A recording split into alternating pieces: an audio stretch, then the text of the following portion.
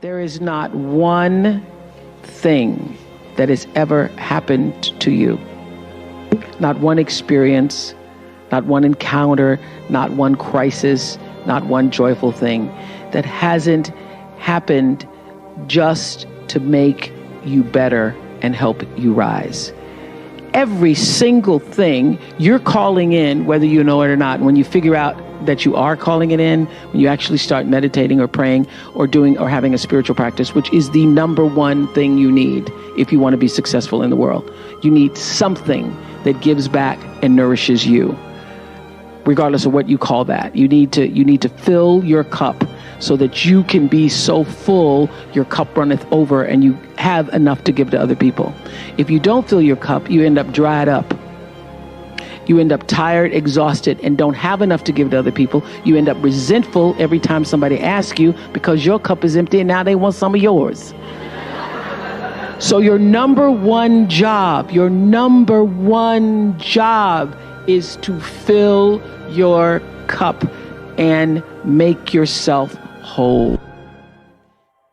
It was very difficult for me to figure out where my boundaries were because I'd grown up poor and didn't have anything. So it's easy when you don't have anything and people ask you for money. And they say, I need $500. You say, I don't have it because I'm just trying to get my rent paid. It's harder when your multi-million-dollar salary is now in the paper and you get a lot of friends and cousins you didn't have before. So how do you set boundaries for yourself? I was having trouble setting boundaries for myself for even strangers. People would just show up at my door in Chicago and say, Oprah, I left my husband, please help me. And I would, because she knows I have it. So don't try that now though, okay? Don't try that now, I figured it out. So what I learned is that the reason why people keep showing up is because my intention is to make them think that I'm such a nice person that you can ask me for anything, you can get me to do anything, I'm gonna say yes, I'm gonna say yes.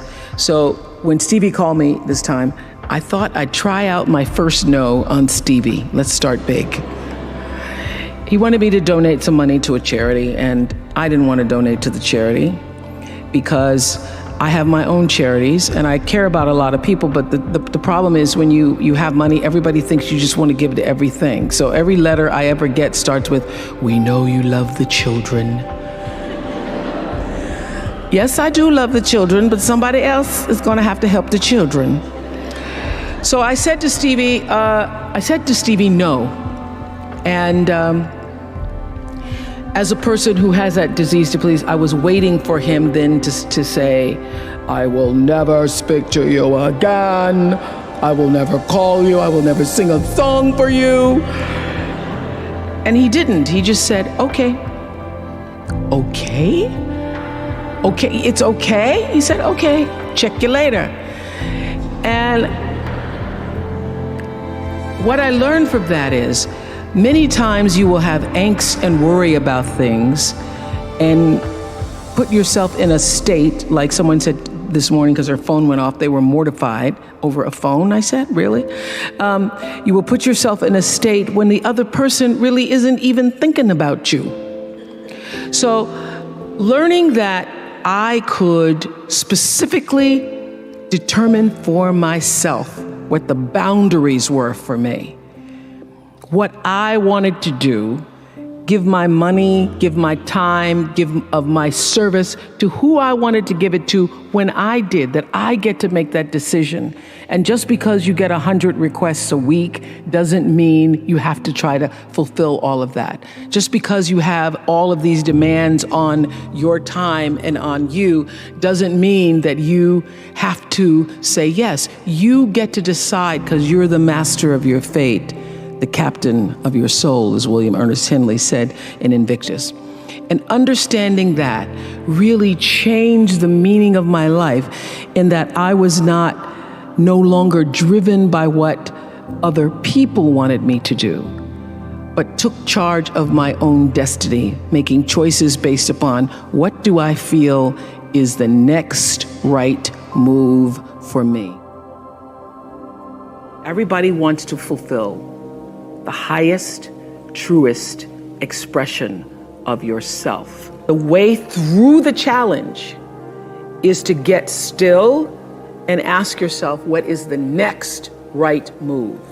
Not think about, oh, I got all of this stuff. What is the next right move? And then from that space, make the next right move and the next right move. And not to be overwhelmed by it, because you know your life is bigger than that one moment. You know you're not defined by what somebody says is a failure for you, because failure is just there to point you in a different direction. I remember being taken off the air in Baltimore, being told that I was no longer being fit for television and that I could not anchor the news because I used to go out on the stories. And my own truth was, even though I'm not a weeper, I would cry for the people in the stories, and which really wasn't very effective as a news reporter, to be covering a fire and crying because the people lost their house.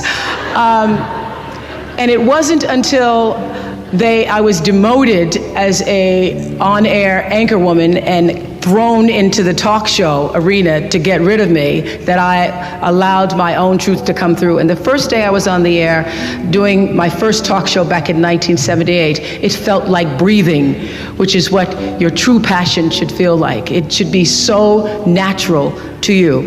And so I took what had been a mistake, what had been perceived as a failure with my career as an anchor woman in the news business, and turned it into a talk show career that's done okay for me. Truest, highest expression of ourselves as a human being. That doesn't end until you take your last breath. What is the truest, highest vision that you hold for yourself? No matter where you are in your life, there's always the next level. There's always the next level to the last breath. So I feel that I always knew that I would be done with the show when I felt like, oh, I've said as much as I could say here on this platform. And then how will I be used? If there were a theme song to my life, Amazing Grace would be one of them, and Keep On Using Me Till You Use Me Up would be another one. Right? You know that Bill Withers song? Yes. So I feel that until you have used your value as a human being, you're not done. When I first started as a broadcaster, I was 19, very insecure, thrown into television, pretending to be Barbara Walters, looking nothing like her, and still going to college. So I do all my classes in the morning from 8 to 1, and then in the afternoon I work from 2 to 10 and did the 6 o'clock news. And would stay up and study and all that stuff, until 1, 2, or 3 o'clock in the morning, and then just start the routine all over again. And my classmates were so jealous of me that I remember taking my little $115 paycheck, and at the time I thought it was really a lot, but taking $115 and trying to appease them. I would always, anytime anybody needed money, I was always offering, oh, you need $10, or taking them out for pizza, ordering pizza for the class and things like that. Trying to, that whole disease to please, that's where it was the worst for me, I think, because I wanted to be accepted by them and could not be, because first of all, I didn't have the time. They wanted me to pledge, and I didn't have the time to pledge. I didn't have the time to be a part of all the other college activities or a part of that whole lifestyle. And it was very difficult for me socially, really one of the worst times of my life, because I was trying to fit in school and be a part of that culture, but also trying to build a career in television. It's very difficult for me to even see myself as successful, because I still see myself as in the process of becoming successful. To me, successful is getting to the point where you are absolutely comfortable with yourself, and it does not matter how many things you have acquired. The ability to learn to say no and not to feel guilty about it, to me, is about the greatest success I have achieved. Me, the foundational base of empowerment, of entrepreneurship, of any kind of engagement, the foundational base of my success, of my well-being, my wholeness, my everything, is knowing who I am and where I come from.